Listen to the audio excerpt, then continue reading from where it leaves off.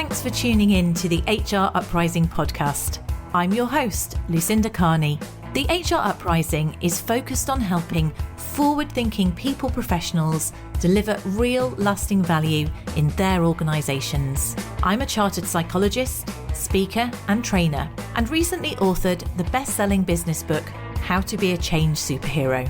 My day job is founder and CEO of software and training business Actus. This gives me the opportunity to work with other businesses like yours. We are focused on building a better workplace for people wherever they are located, with the help of our performance, learning and talent management software and our training and consultancy services. Every week on the podcast, I will be covering different topics and challenges, joined by relevant experts and real-life people professionals. Thank you so much for tuning in. I really hope you enjoy and get value from this week's episode.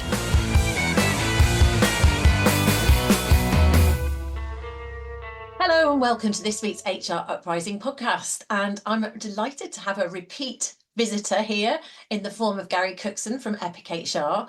Gary, it's great to have you back on the HR Uprising podcast. And it's really exciting because in a few weeks' time, your next book is coming out. This is your second book, I think, isn't it? Or is it your third? Will it be your third? It's the second one so far. Could talk more about a third one maybe a bit later. Hello, Lucinda. Thanks for having me back on. Hello, everybody else. So your book's Making Hybrid Working Work, basically, is coming out, so highly topical, and you explore lots about, well, you know, why it's working, why it's not working, and how leadership and the way we work is changing forever, which is interesting because I suppose in terms of topicalness, we hear in the paper all the time about organisations trying to get rid of hybrid working now, trying to get people back into the office 5 days a week. So tell me, what's the premise of this and what do you make of that? Well, there's a few things I'll say. I'll start by saying that this kind of stuff gets column inches, and it's because it's the more controversial thing to do. Bring people back on site 5 days a week. It's something that a lot of people don't like, and therefore it makes for a good article.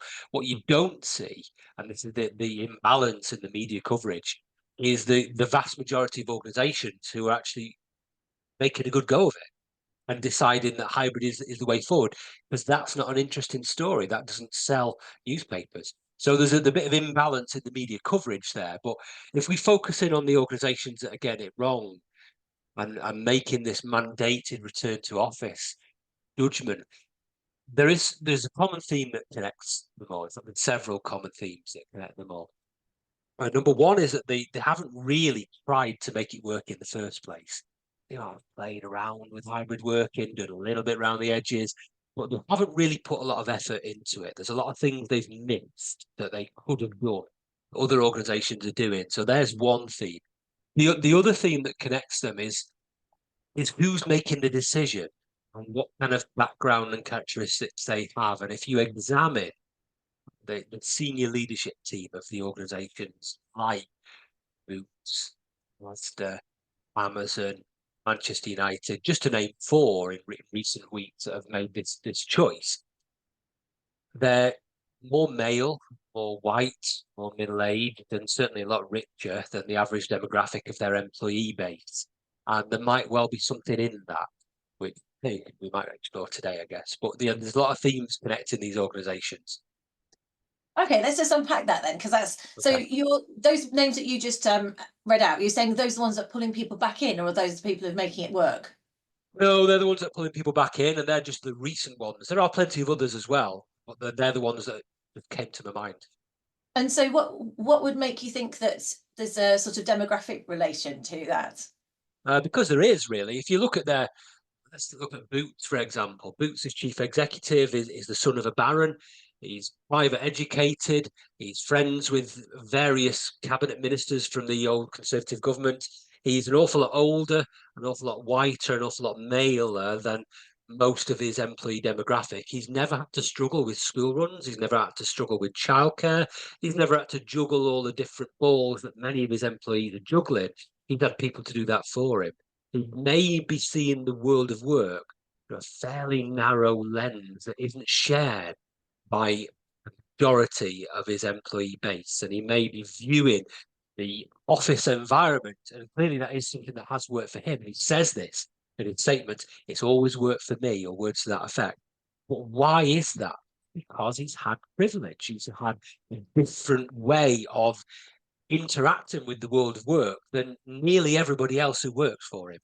And he doesn't appear to be realizing that that is going to be skewing his judgment about what works and what doesn't. Just because it works for him doesn't necessarily mean it's going to work for everybody else. And the common theme, and there's research been done on this by Nick Bloom and his team at Harvard and Stanford, is that the people who are making these decisions, like the Boots chief executive, do tend to be white middle-aged male. And that does seem to be driving the return to office mandates.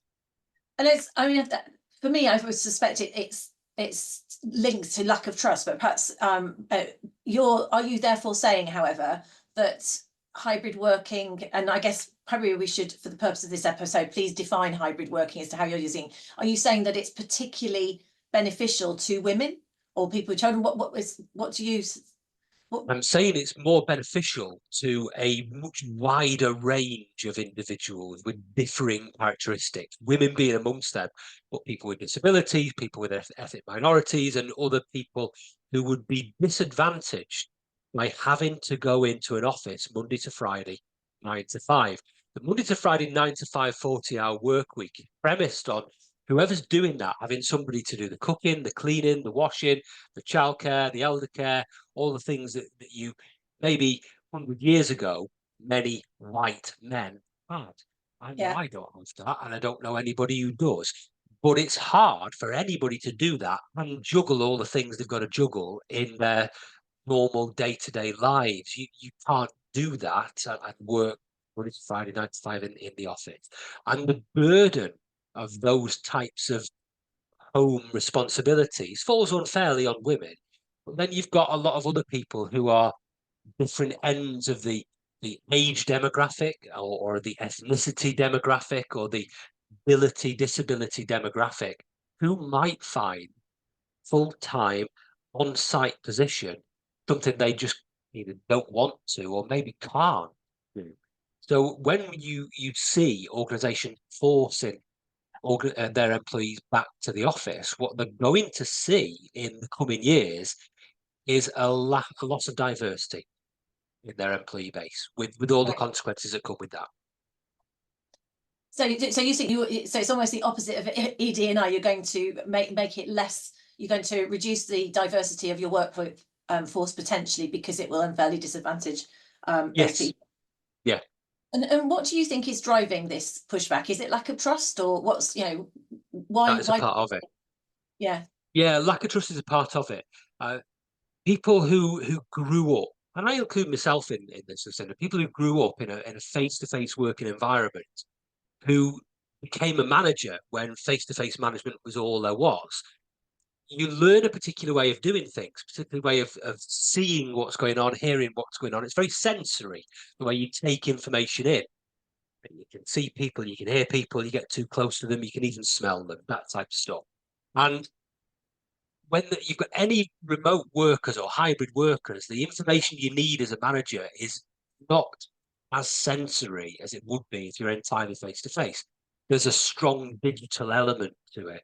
And in order to make that work, managers of that generation, and again, I include myself in this to a degree, need to unlearn stuff and start again from scratch. And in my research for my books, I've spoken to managers like that, but also managers who've become managers since the COVID pandemic, for whom remote management has been the norm, the default, something that they experienced when they first became a manager. Those types of managers are coping much, much better in hybrid environments than managers who are a bit older, more experienced in management, because they haven't had to unlearn stuff. So that's part of it. And trust. For managers who have grown up in face-to-face environments, trust comes from what you see. It comes from what you hear. And you can get trust in other ways. And lots of organizations have always been entirely remote or entirely hybrid and never struggled with trust issues at all. It's the organizations who went from fully on-site face-to-face to remote stroke hybrid tend to struggle with trust because the management development angle hasn't been fully explored. They haven't unlearned the stuff and started again. So what would you say people need to unlearn and then learn? Well, there's a few things. I mean, it's easier to say what they need to learn than unlearn, because we might summarize the unlearned stuff as saying potentially everything that got you to be a good leader in a face-to-face environment might need to be changed. I call it rebooting leadership and management development. And in my book, I set out a sample agenda for a leadership program of the types of things you need to cover. But it's about how you recognize people and reward them, and how you give them feedback, and about how you manage each individual according to their preferences and ways of working, the tasks they're doing. Team dynamics needs to change as well. So you need to think about how to build teams that are at least quasi-remote, if not fully hybrid.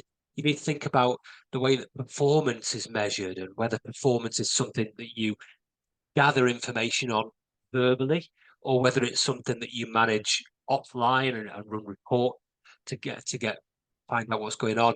You need to think about lots of other things as well. What healthy working practices mean, how you embed them in your team. You need to think about a range of things. I could tell you more, but obviously I want people to find a book to find out more. So just get the full agenda going, looking there. Yeah. Could you maybe give us an example though of what would be different? So you said, for example, reward and recognition, or any of those. So what would have been different for the old school manager compared to the new hybrid friendly manager? Yeah, quite a lot. If you imagine that if you and I were working together, you're my manager, and we're face to face, and I walk into the office and you're already there, and it's Monday morning, and I walk in and you look up from what you're doing, and you'll certainly nod, you might smile, you might say hello, you might ask me what I thought about I'm a Celebrity last night, you might ask me all kinds of different things, or what my weekend was about. And that is done without anybody telling you you need to do it. You don't need a prompt to know to be a decent human being and to do all those things. And in a face-to-face environment, that just comes naturally to many people. But if we switch that to virtual, if I turn up on a Monday morning, I can't see you, you can't see me. You may not even know I've started work. And therefore, the subtle visual cues that as a manager you rely upon in order to know what to do next, they'll largely miss it. They're not gone completely. They're there in a different format. You have to go looking for them, and you have to be more conscious, more deliberate about your action. Managers may need prompt. They may need something that tells them, go and check on Gary. Has he started work? Is he okay? Ask him these things. Maybe they need a prompt, because otherwise that goes under the radar and people aren't seeing. So there's one example. The other would be about feedback that's different as well, which is part of recognition. Again, if we're face to face and I'm doing completing a good task, and you can see that, and maybe I've been on the phone to somebody and you've been listening to the call, and I put the phone down and I sigh and my shoulders go down, but you're there and you see that and you say, "Well done, Gary, it was brilliant. I really like the way you handled that." Or maybe you just smile or nod or something. It doesn't have to be verbal. And again, nobody tells you to do that. You're a decent human being. You pick up on the visual cues and you just do it. But if I do the same thing, then I'm the only person here because I'm remote. You don't see that. It might be hours, days, weeks before you find out the scale of what I've done and what I might have achieved. And then the moments of feedback and recognition probably passed. So you need to find other ways of keeping on top of what people are doing without micromanaging.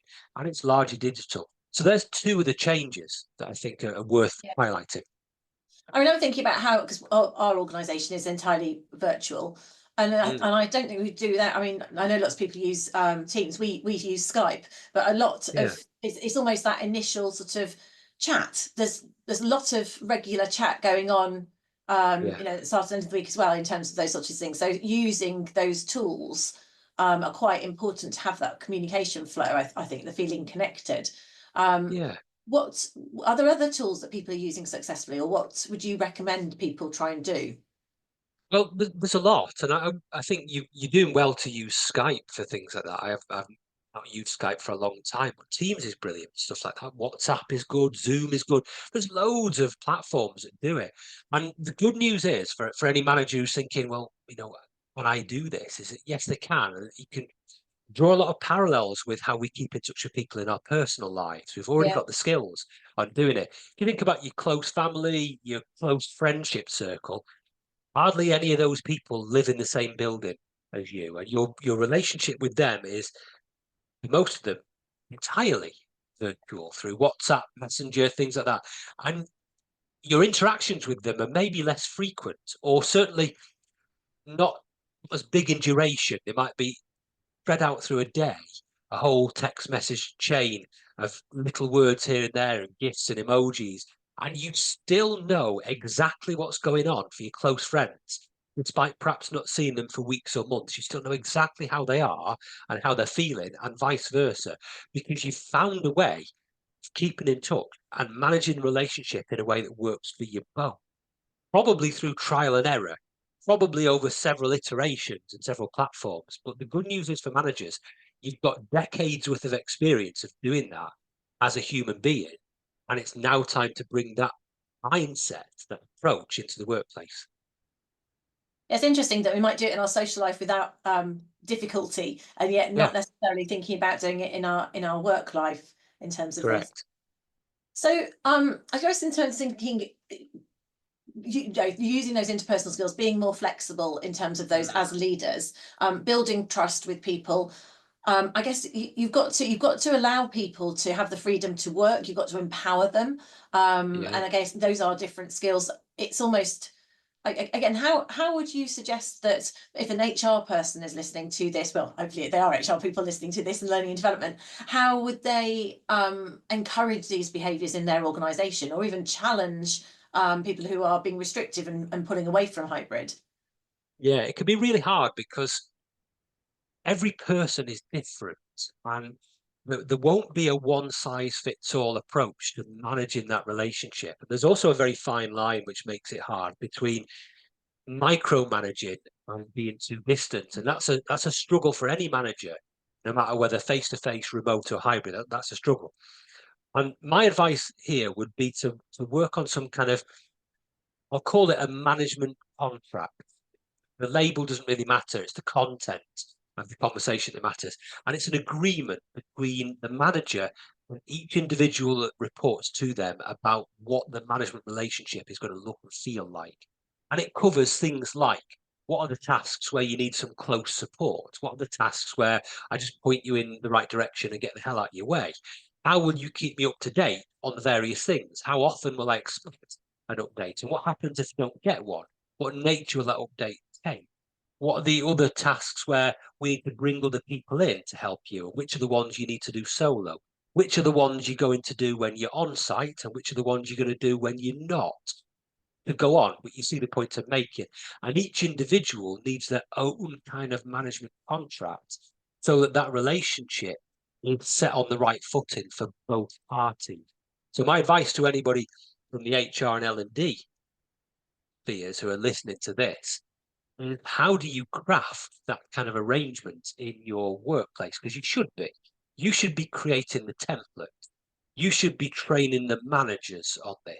You should perhaps be observing or analysing some of the conversations that take place and the outputs from them, and then looking further down the line, are they being stuck to? If not, why not? And what's the impact of that? So there's lots for us in HR and L&D to do, to guide the organisation to do it. And that may also get around some managers who are pushing against hybrid. They want everybody in the workplace because it will give you a way into talking to them about why that might be. It could be trust that we mentioned already. It could be something else. But it helps the manager to realise what's driving that requirement from them, or that discussion from them, and then maybe influence them in a different way. So that's what I would recommend. Yeah, it's quite interesting what you were saying there, because I mean, when we had face-to-face management, I do remember you'd occasionally say to someone, how do you like to be managed? But it would be a sentence, right? In terms of, lots of contact, or leave me alone, kind of let me get on with it. And I think that's a really good point for us to reflect on, is the fact actually it's almost making something that is inferred. So at the start of this conversation, you're making it overt, something that's inferred. but we can't assume that what you've just described is quite a common sense approach, but the reality is common sense isn't all that common. And so really you're saying, if you're a decent person, you make eye contact and say, how was your weekend? You do that if you're in the office, but it's really easy for there to be a massive vacuum if we are managing people. So and being really clear with people. And again, I think I do training on underperformance, where people get into performance issues, and a lot of the time it's about lack of clarity. You've assumed something's happened, the other person hasn't, or they've assumed something different. So just being really clear about the sort of the management contract, the work contract, where do you need help, where don't you need help, and just having that extra conversation so that then you can refer back to it. So I think that's I say a really good, sensible approach. I think so. It's what I call being conscious, deliberate, and intentional about things. Yes, absolutely. And in terms of if an organisation was thinking about pulling everybody back in, because it's almost lazy in that sense, that you have to work slightly harder to build. Incredibly lazy, But how would you, as an organisation, have you got any guidance for people who want to encourage more collaboration, or more cultural sort of forming? Because of course, if you do, hybrid working is great for lots of people, but there is less time for the incidental connections with people. Are there any recommendations you've got there for people who want to sort of build strong collaborative cultures? And there's plenty of organisations, yours included, who are entirely remote and don't really struggle with that type of stuff. So I'll turn it around on you, Lucinda. So I might as well interview you for this podcast. How do you do that in your organisation, which is predominantly remote? Well, it makes me think, I don't know whether we do it well enough, honestly. I think there are certain things where we try to get together more, but it is about little work teams. We have lots of groups for different things, and little work teams, and making the effort to talk to each other.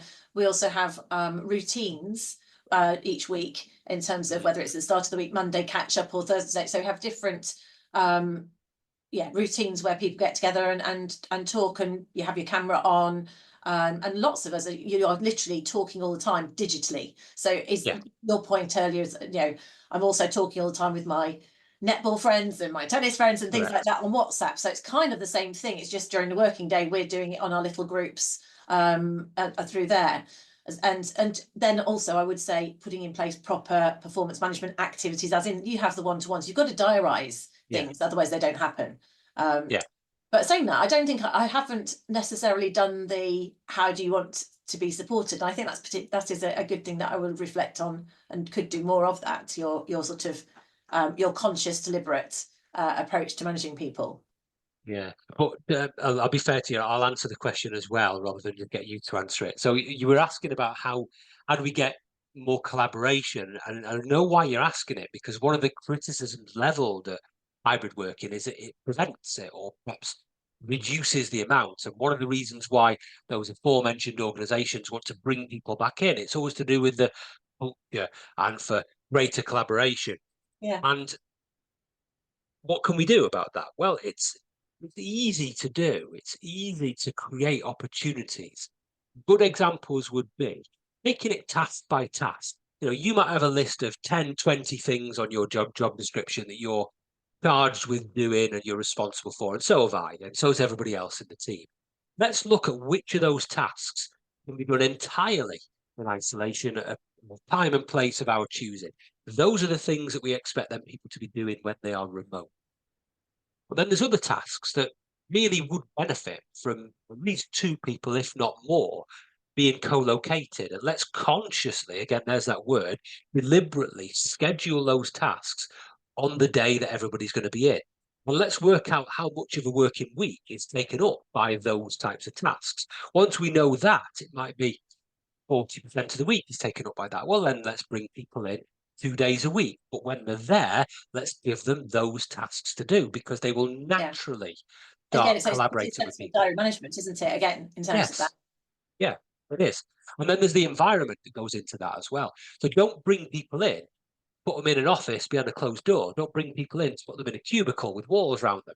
Because you may as well be at home doing stuff like that. So put them in environments, if you need them to collaborate, where they are going to come into contact with lots and lots of different people. So working in cafes, working in canteens naturally does that for you. Have you got that kind of environment in your own workplace? And if not, can you create one? Hotdesking does it. Touchdown Spaces do it. Lots of different things like that. But it takes some forward planning. These kinds of things, you can't leave it to chance. You can't expect people to turn up on a Wednesday and a Thursday and collaboration happen just by magic. It never did, and it never will. And actually, it is true as well that it when people were in an office together, if you're not inclined to collaborate, you can go into an office and completely ignore people and work in isolation or not. So there's this, it's intent again, isn't it? For people wanting to. And I think you and I will both worked with people now. I've worked with people that I've never met digitally. You can collaborate effectively digitally. It's just about using the tools and being inclined to do it, I think. Yeah, very much so. So I guess, and in terms of, in summary, obviously people can go out and buy your book from the 3rd of January, or probably even pre-order it, Gary, I'm assuming. Is it going to be... it's, I mean, I'm not precisely sure of the date people might be listening to this, but if it's before the 3rd of January, it can be pre-ordered, and it's available for general sale on the 3rd of January. Brilliant. So any final tips, without giving away all of the content of your book, but any final takeaways that you'd like for our audience? Yeah, I've mentioned this already, but there is no one-size-fits-all approach to work, let alone to hybrid work. What you think hybrid work is different than anybody else listening to this, and that's because your context matters. So what you have to do as an organization is craft something around that context, and everybody's individual context is different. You and I might do the same job with the same tasks, but if there's an element of remote working, then we're doing it very differently, because I'm doing it in my house and you're in yours. And there's a different range of distractions and other considerations, and our stakeholders are different. And therefore, we need to personalize the working experience and start building hybrid from the bottom up rather than from the top down. And in the book, I explain how. Yes, okay, that's great. Yes, so because we've all kind of slipped into it due to COVID, that doesn't mean that we kind of slipped into doing it well. That was kind of a strategy where you're saying to optimize it, look at building it from the ground up, and people can absolutely go and read more about that from your book. Gary, thank you so much for joining me on the HR Uprising podcast. If they want to reach out to you, just want to say how people can get hold of you if they want to reach out to you. Yes, you can go to my website, which is epichr.co.uk, or you can find me on social media, on LinkedIn, on Threads, and on Blue Sky. Amazing. Thank you so much for joining me. So thank you for listening to the HR Uprising podcast this year. Hopefully you've got lots of interesting and informative information out of it. And remember, we have 249 episodes. So the full back catalogue you can access and search on hruprising.com. So maybe there's a topic that you missed or is more relevant to you now, then feel free to go back and look at some of the many episodes and the many experts that we've been lucky enough to have on the show. Now, next year, it's quite exciting. We will hit 250 episodes. So we'll be starting in January with a very special guest. It will be a repeat visitor with one of my most high profile and the most charming guests that I had on the HR Uprising, and it's going to be part of our HRD Insights series.